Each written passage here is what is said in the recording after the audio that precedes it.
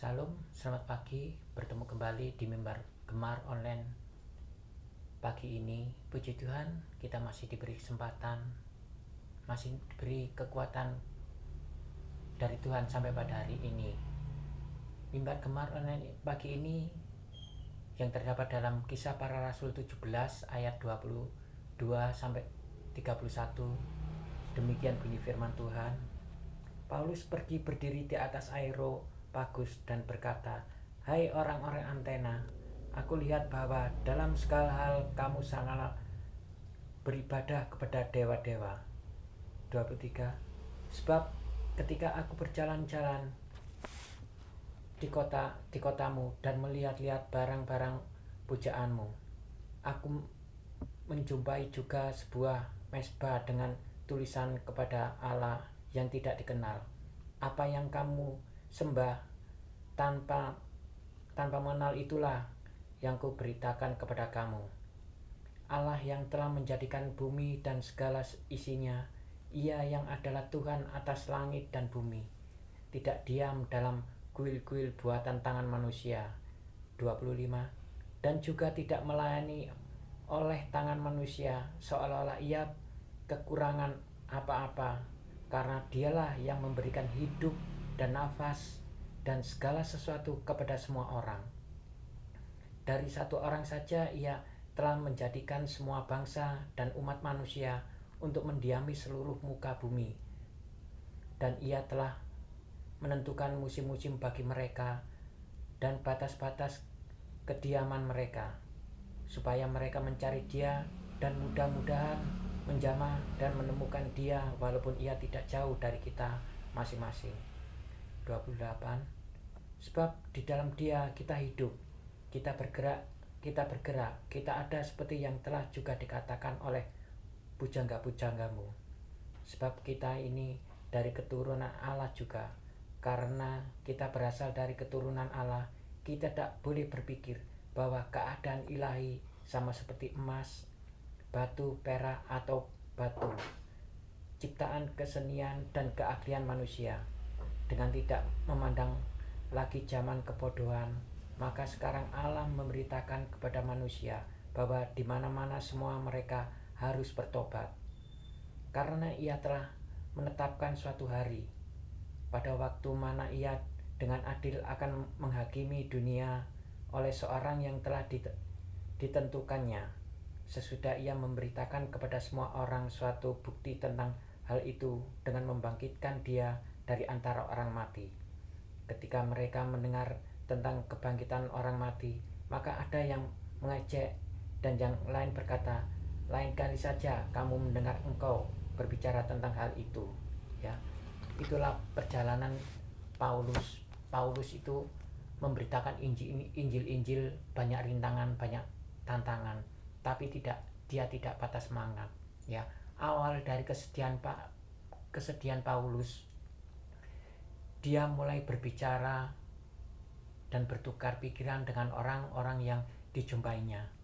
Ajaran Paulus di Athena dianggaplah seolah mereka sebagai pembawa ajaran baru dari dewa lain, yang hendak ditungkapkan Paulus pada mereka bahwa Allah yang tidak dikenal itu adalah Yesus Kristus. Dialah Tuhan menjadikan segala sesuatunya, Allah yang memberikan kehidupan. Sebenarnya Tuhan itu sangatlah dekat dengan kita.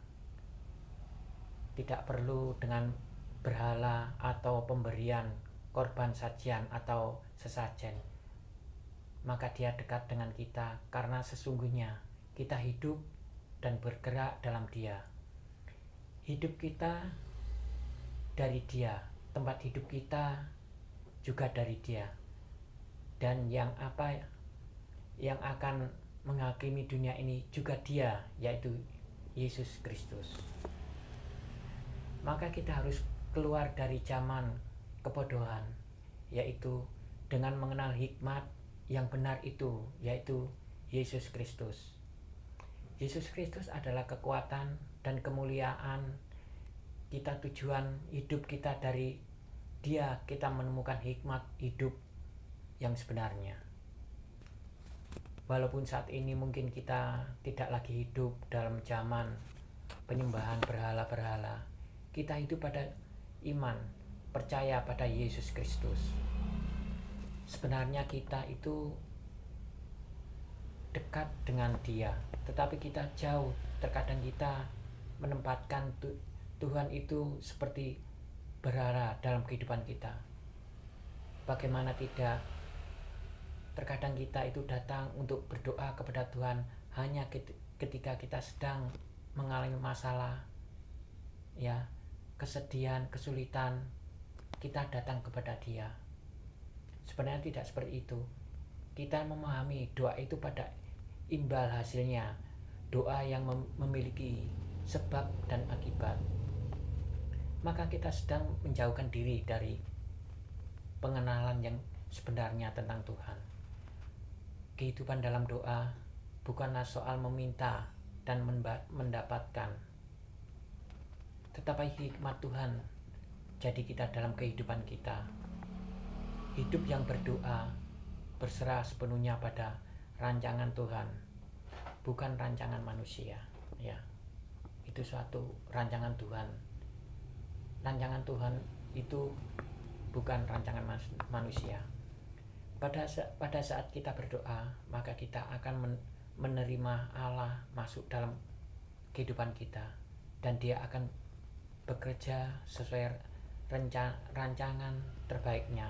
Yakinlah bahwa Allah akan melakukan hal yang lebih besar, melebihi harapan dari doa kita. Kita tidak pernah tahu bagaimana cara Tuhan bekerja dalam hidup kita, kapan dan seperti apa. Namun kita akan selalu mengetahui bahwa kita hidup dan bergerak bersama dengan Tuhan, berkuasa dalam kehidupan ini. Kita berasal dari Dia, dan hanya bersama Dia kita dapat menemukan tujuan akhir kehidupan. Ya, memang kadang-kadang merasa sulit, kita itu kurang percaya kepada Tuhan. Kita tetap berharap kepada Tuhan, ya, apapun segala permasalahan, ya, terus berseru. Semuanya itu belajar, tetap belajar. Jangan jemu-jemu. Saya seringkali mengatakan belajar. Tidak mudah, memang tidak untuk belajar. Seperti perjalanan Paulus, ya. Dia dari pulau ke pulau, ya, untuk mengabarkan Injil. Kita tetap, biarlah kita seperti Paulus, sedikit demi sedikit mengajarkan Injil untuk kebenaran firman Tuhan.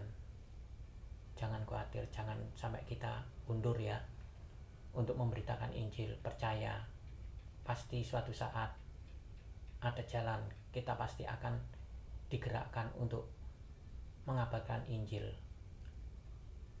Dengan jalan apapun, ya, kita mengandalkan Injil.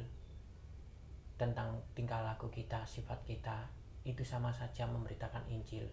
Sedikit demi sedikit kita belajar memasuki.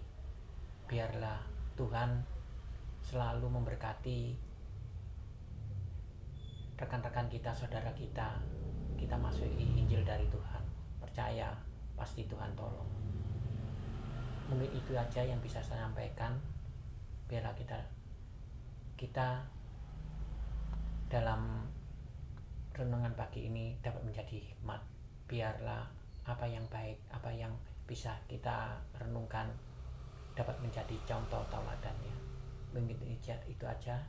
Terima kasih. Sebelum kita mengakhiri Gemar pagi ini, kita berdoa dulu. Kembali kami syukur kepadamu, ya Tuhan. Terima kasih Yesus, terima kasih Engkau sungguh luar biasa Yesus. Ajarkan kami seperti Paulus, ya Tuhan, memberitakan Injil, ya Tuhan. Oh Tuhan, tidak ada yang mustahil, ya Tuhan, bagi kami, ya Tuhan. Engkau sungguh luar biasa. Engkau selalu tolong kami untuk memberitakan Injil. Kami percaya kepadamu, ya Yesus. Engkau pasti melingkupi kami, ya Tuhan. Terima kasih Tuhan, terima kasih. Oh Tuhan, sebentar kami akan melakukan aktivitas pagi ini sampai malam, ya Tuhan. Pimpin kami, sertai kami, dan juga rekan-rekan kami, saudara kami, ya Tuhan. kami terlalu percaya apapun yang kami lakukan, apapun yang kami kerjakan, ya Tuhan, Engkau pasti lingkupi. Oh, terima kasih Yesus, terima kasih. Inilah doa kami alaskan hanya dalam nama Tuhan Yesus Kristus. Haleluya. Amin. Terus bergemar, Tuhan Yesus memberkati.